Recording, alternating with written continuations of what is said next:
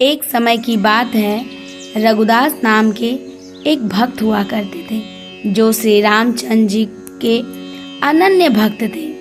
वह पुरी के जगन्नाथ मंदिर के सिंह द्वार के पास एक बड़ी छतरी के नीचे रहते थे। एक बार जब वह जगन्नाथ जी के दर्शन करने गए तो उन्होंने देखा जगन्नाथ जी की बेदी पर राम, लक्ष्मण और सीता बैठे हुए हैं। उस दिन से उन्हें विश्वास हो गया कि भगवान जगन्नाथ भगवान रामचंद्र जी से भिन्न नहीं हैं। रघु ने भगवान जगन्नाथ जी के प्रति मैत्रीपूर्ण प्रेम रख लिया, उसी रस में विकसित रहने लगे।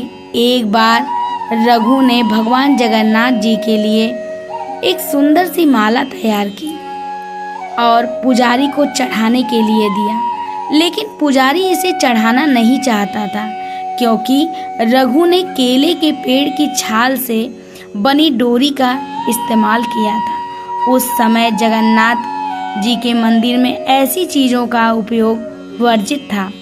रघु को बहुत दुख हुआ कि उनकी माला भगवान जगन्नाथ जी को नहीं चढ़ाई गई। वो बहुत उदास हुए और बाहर चले गए। बाद में पुजारी शाम की आरती समाप्त कर रहे थे। भगवान के शयन करने से पहले पुजारी ने उनके विशेष पोशाक पहनाते हैं जिसे बड़ा श्रृंगार भी कहा जाता है। भगवान को श्रृंगारित करने के बाद पुजारी ने उनके शरीर को फूलों से सजाना शुरू कर दिया, लेकिन उसे आश्चर्य तब हुआ कि एक भी फूल शरीर पे रुकता ही नहीं था। भगवान किसी भी फूल को स्वीकार ही नहीं कर रहे थे। सभी पुजारियों ने यह सोचा कि आखिर आज बात क्या है। यह सोचकर सब बहुत चिंतित हो गए।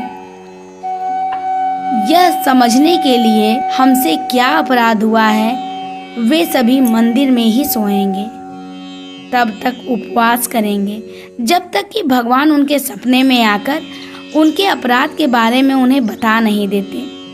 निश्चित रूप से उसी रात भगवान जगन्नाथ मुख्य पुजारी के सपने में आए और उनसे कहा, मेरे भक्त रघुदास ने मेरे लिए एक फूल की माला लाया था।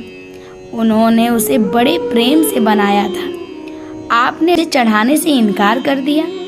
आप देख नहीं सकते कि उसने कितनी लगन और प्यार से उसे बनाया था। अब मेरा भक्त मेरी सेवा से वंचित होकर माला सामने रखकर अपने घर में पड़ा हुआ है। उसने कुछ खाया भी नहीं है, लगातार रो रहा है। वो अभी तक सोया भी नहीं है। जब तक मेरे भक्त की इच्छा पूरी नहीं हो जाती, मैं आपसे कोई माला स्वीकार नहीं करूँगा। तुरंत प्रधान पुजारी जाग गया और उसने अन्य पुजारियों से सारी बात बताई।